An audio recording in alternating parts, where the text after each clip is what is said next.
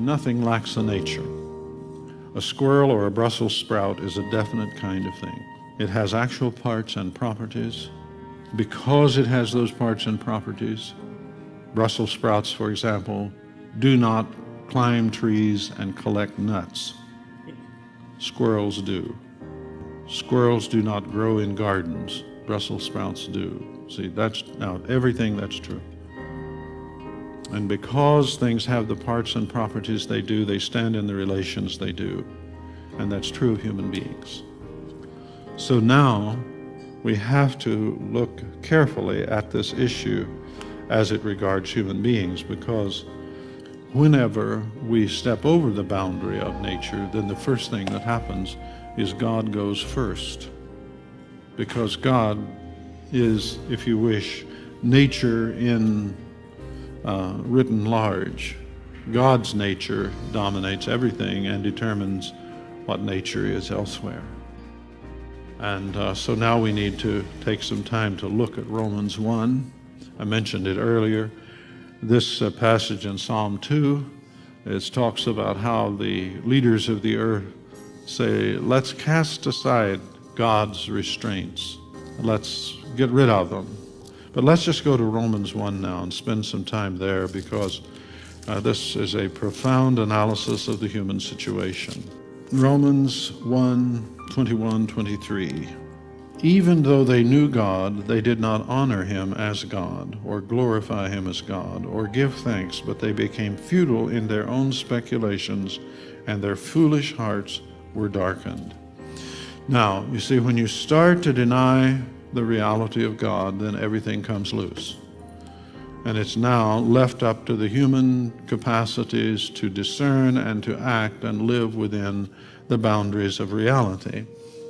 Since reality does not fit the human will, immediately the mind becomes confused. Professing themselves to be wise, they became fools and exchanged the glory of the incorruptible God for an image in the form of corruptible man. This is an issue of what you worship, what you take to be ultimate. And when you turn from God, you take man to be ultimate. And when you take man to be ultimate, since that is false, you begin to run birds and alligators and cows and other things of that sort together as ultimate. So think of the phrase holy cow. If you've ever known a cow, you might well wonder how they could be holy. But if your mind has been messed up about God, you might start thinking that a cow was God. Well, how does that happen? That happens because with the rejection of God, you have already loosened your mind from reality. And once you loosen your mind from reality, then again, Mr. Porter, take a bow. Anything goes. Anything goes. Because now the mind is going to be directed by the will, and it will not function rightly. The will is supposed to be directed by the mind under truth. Therefore God gave them over to the lust of their hearts, to impurity, that their bodies might be dishonored among them. You see, the human body is the first thing that is under the direction of the human will.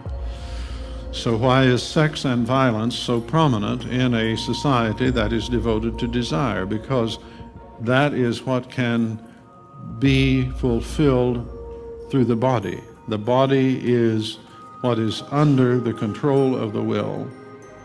And when the mind no longer governs the will through truth, then the will turns to the body and says, I will squeeze out of you all the good, and now good means desired. I will fulfill my desires with reference to the body. And so then John says in 1 John 2, there are three things that are in the world: the lust of the flesh, the lust of the eyes, and the pride of life. The pride of life means dominance. And dominance takes all the forms that you see, from power dressing to sex in advertising to brutal force, gang behavior, and so on. Why? Because that's the body.